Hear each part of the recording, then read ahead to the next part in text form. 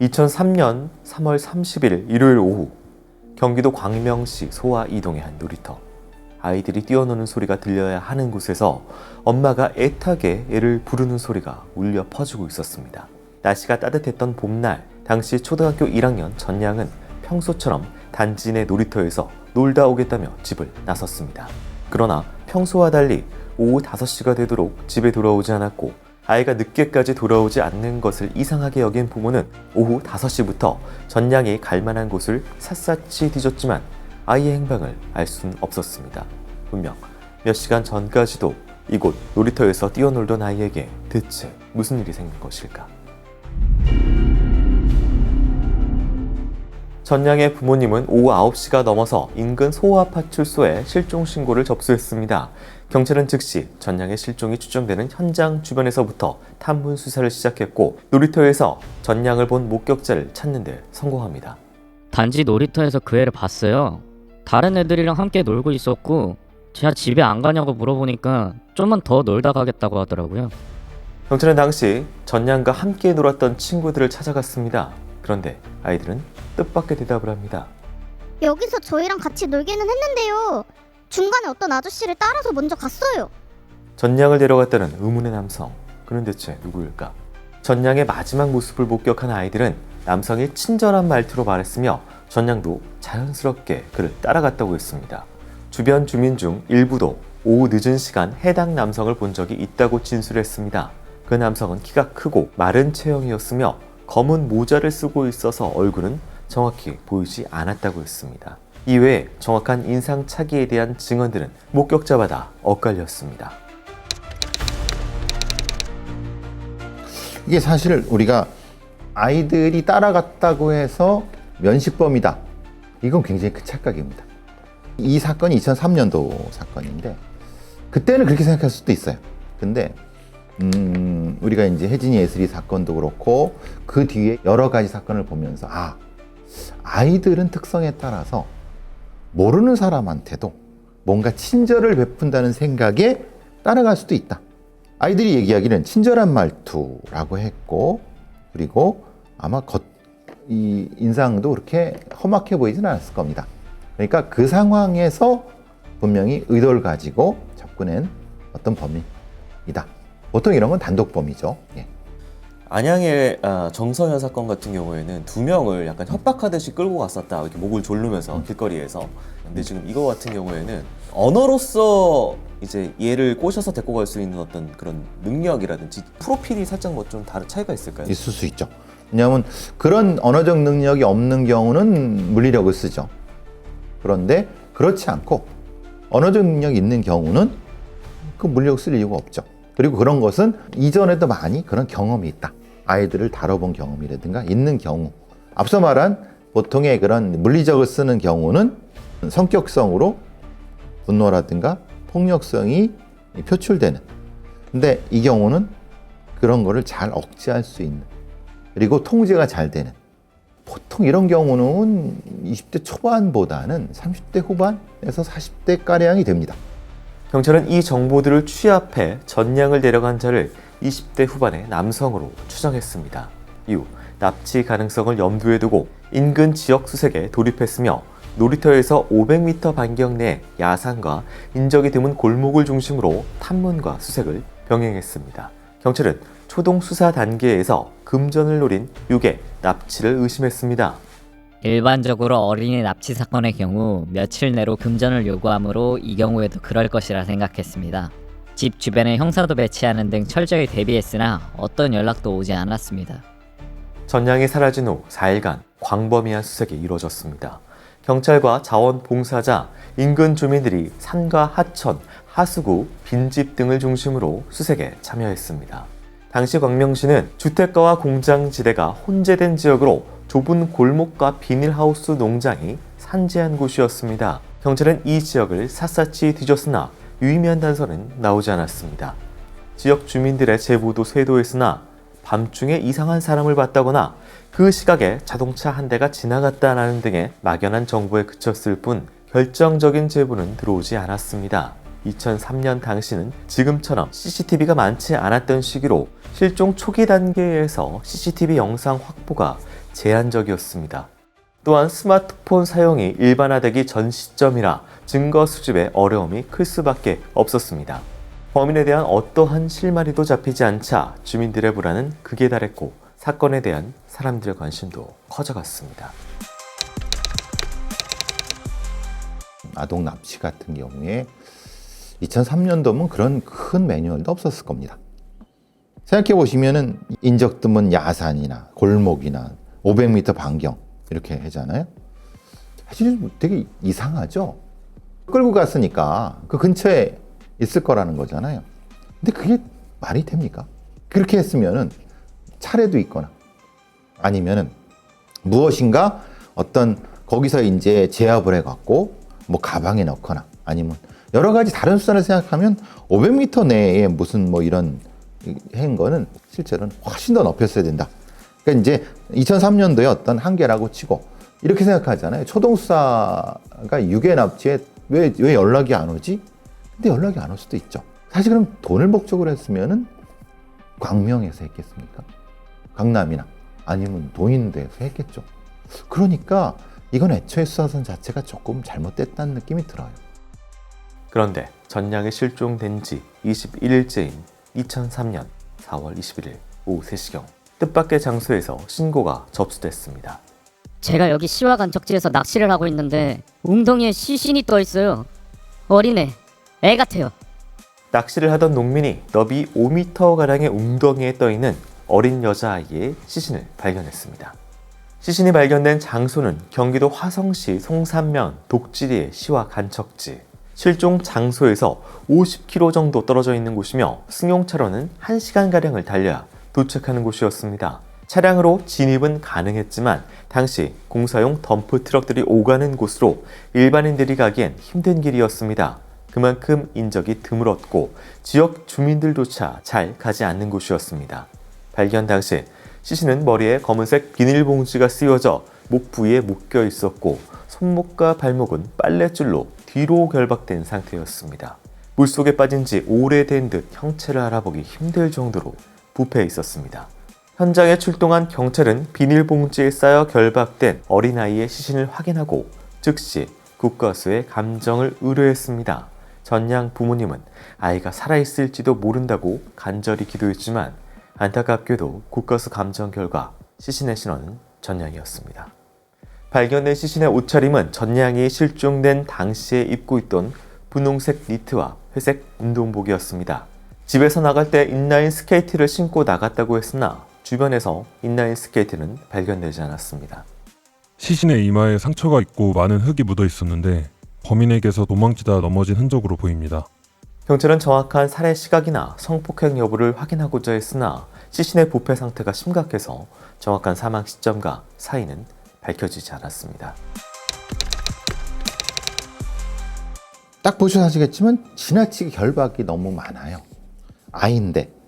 그러니까 그것은 뭐냐면은 단독범이란 얘기고 이런 어떤 범죄의 경험은 많이 없는 거라고 보고 실제로는 뭐 상당히 강박 같은 것이 보통 이렇게 결박을 뒤로 하긴다는 것은 그러니까 통제할 수 있는데 통제를 못 한다고 하면은 그것은 강박이라든가 아니면은 이런 어떤 심리적인 어떤 데 쫓기는 여유가 없는 이런 걸 얘기를 하거든요. 그것도 빨랫줄로 이렇게 한다는 거예요.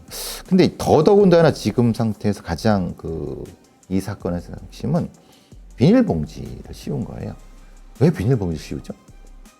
그러니까 보통 이제 그 신정동 사건도 그렇고 많은 사건에서 이 비닐봉지를 씌우는 부분은 보통 근친이거나 아니면 상당히 이 얼굴을 이제 노출되는 것이 좀 그렇거나 아니면 거꾸로 자신의 행위에 대해 상당히 부끄러움을 가지고 있는 어쨌든 결과만 놓고 보면은 사실은 좀 얼굴이 익은 면식범일 수 있겠다는 생각도 해봅니다. 그 면식이란 게 아주 가까운 면식이 아니라 이런 생각도 들고요.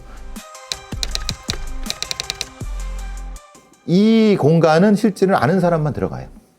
시와 간척지인데 지금은 이미 다 정리가 됐지만 그때는 막 간척하고 막 그럴 때거든요. 그러니까 거기를 알지 못하면은 사실은 그리고 거기서 발견되기 어려울 수도 있어요. 왜냐하면 그 낚시꾼이 아니었으면 사실 발견되기 어려웠거든요. 그리고 이 부분은 뭔가 훼손을 한 건 아니에요. 그러니까 그냥 거기다가 갖다가 일정 정도 그냥 버린 거죠. 그러니까 이 부분은 이 심리적인 상황에서는 자연스럽게 잊혀질 거라고 생각했던 것과 연결이 되고, 그것은 결국은 이마에 이런 것은 아마도 이동하는 과정에서 있지 않았을까라는 생각을 합니다. 전량의 시신이 발견된 후 경찰은 수사 전담반을 33명으로 편성하고 사건을 실종해서 살인으로 전격 전환했습니다. 실종 장소인 광명시 소화 이동부터 시신 발견 지점인 화성, 송산면 일대의 주민과 목격자, 관련 인물들을 대상으로 대대적인 재탐문이 진행됐습니다. 특히 과거 성폭력 전과자, 정신질환자, 범죄 경력자 등 주변 인물들을 집중적으로 조사했으나 범인을 특정할 만한 결정적인 단서는 나오지 않았습니다.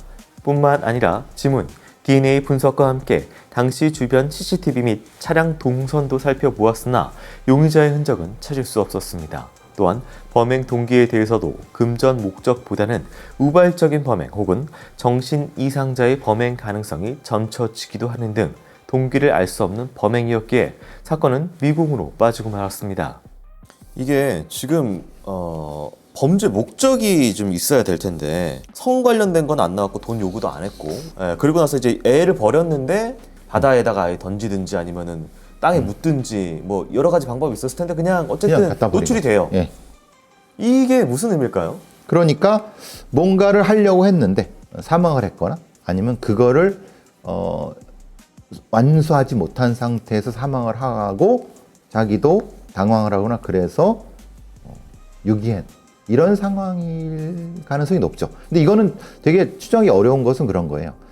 이 부검상으로 나오는 게 없으니까. 근데 옷은 입혀져 있고 그 다음에 뭐 성폭행 부분도 없는 상태에서 그렇지만은 결국은 결박이 유지돼 있고 비닐봉지가 씌워져 있고 그리고 다가 유기한 형태라면 다른 훼손 없이 그것은 결국은 무엇을 하려다가 본인의 계획대로 안 돼 갖고 중간에 계획을 전환한 경우라고 볼 수 있는 거죠. 그건 아닌 것 같아요. 왜냐하면 결박이 너무 세고 강박이 있어 갖고 이 정도 결박까지는 안 되죠. 그렇다고 하면 정신이상자라면 뒷결박이나 앞 결박으로 하겠죠. 그리고 실제로는 이걸 씌우거나 그러기보다는 그렇지 않고 다른 어떤 폭행이라든가 아니면 뭔가 하는데 이 상황으로는 정신질환자라기에는 어렵고 범죄 경력자라기에도 어려워요. 근데 성폭력 전과는 모르죠. 이거는 상황이 아니니까. 그런데 사건 발생 1년 후인 2004년 뜻밖의 장소에서 용의자가 수사망에 포착됐습니다.